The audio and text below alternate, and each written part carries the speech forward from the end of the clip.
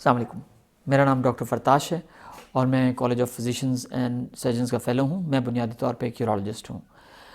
پچھلی ویڈیو میں جو ہم ڈسکس کر رہے تھے وہ یہ تھا سیکس ان پریگنینسی۔ اس سے پہلے کہ آج میں اس ویڈیو کی دوسری قسط کے بارے میں آپ کو کچھ بتاؤں یا اسی موضوع پہ کچھ اور آپ کے گوش گزار کروں، میری آپ سے ریکویسٹ ہوگی کہ آپ میرے چینل کو لائک اور سبسکرائب کریں تاکہ میں مزید مفید ویڈیوز آپ کے لیے لاتا رہوں۔ جو سوالات مجھ سے پوچھے جاتے ہیں کہ ڈاکٹر صاحب ہم سیفسٹ ٹائم کون سا ہے پریگنینسی کا کہ جس میں ہم سیکس کر سکتے ہیں؟ بالعموم جو آخری پیریڈ ہے یا جو آخری 3 مہینے یا جس کو ہم لاسٹ ٹرائمیسٹر کرتے ہیں وہ پرابلی سیکس کے لحاظ سے سب سے زیادہ خطرے کی چیز ہے، خطرے کا ٹائم ہے، لیکن اس کا یہ مطلب نہیں ہے کہ آپ اس میں سیکس کر نہیں سکتے۔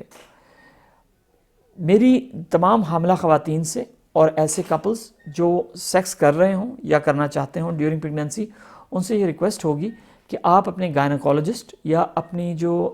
زنانہ امراض کی خاتون ڈاکٹر ہیں ان سے رابطے میں رہیں، کیونکہ اب میں آپ کو بتانے لگا ہوں کہ کیا کیا خطرات ہو سکتے ہیں ڈیورنگ سیکس ان پریگنینسی۔ اگر آپ کی مسز کو یا اگر خاتون کو وجائنا کا انفیکشن ہے یا اس میں ان کو کوئی جراثیم ہے جو وہاں پہ پل بڑھ رہے ہیں تو وہ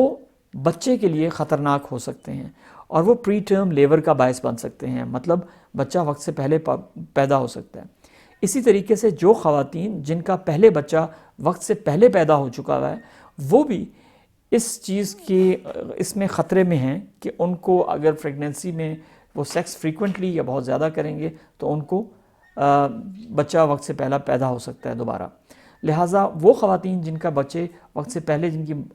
ولادت ہو چکی ہے پچھلی پریگنینسی میں، ان کو ذرا احتیاط کرنی چاہیے۔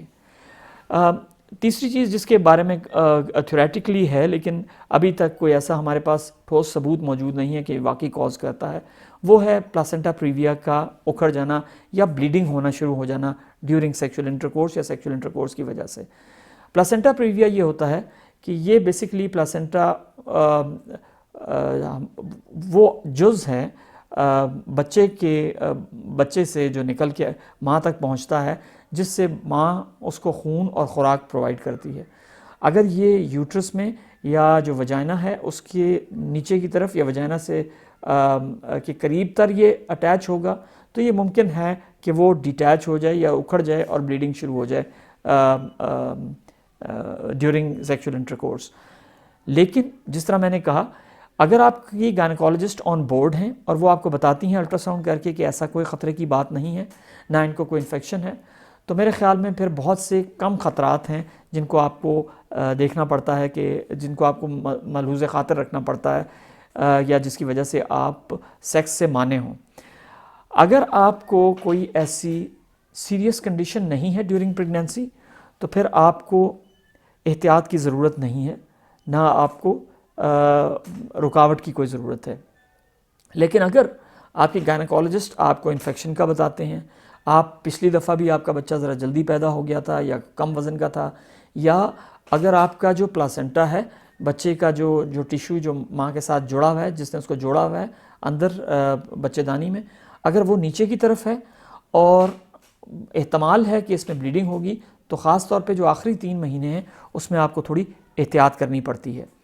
یہ وہ چیدہ چیزیں ہیں جن کے بارے میں آپ کو بتا رہا ہوں، جو بڑا مختصر کر کے میں آپ کو اس ویڈیو میں بتا رہا ہوں کہ جو آپ نے احتیاطیں کرنی ہوتی ہیں۔ بالعموم پریگنینسی میں sex is a safe thing اور خطرات اس میں زیادہ نہیں ہیں، اسی لیے جو بھی کپلز ہیں وہ آن اے روٹین بیسس پریگنینسی کے دوران سیکس کر سکتے ہیں۔ نہ جو آخری چیز ہے وہ یہ ہے کہ ڈاکٹر صاحب کون سی پوزیشن بہتر ہے سیکس کے لیے؟ اس میں کوئی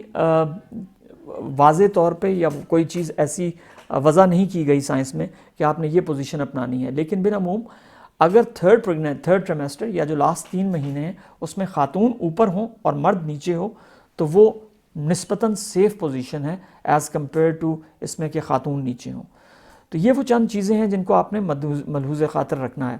جو اس میں کی بات جو آج میں بتانا چاہتا ہوں وہ یہ ہے کہ آپ نے اپنے گائنیکولوجسٹ سے رابطے میں رہنا ہے تاکہ وہ بر وقت آپ کو کسی خطرے سے آگاہ کر سکیں۔ آپ کا بہت بہت شکریہ۔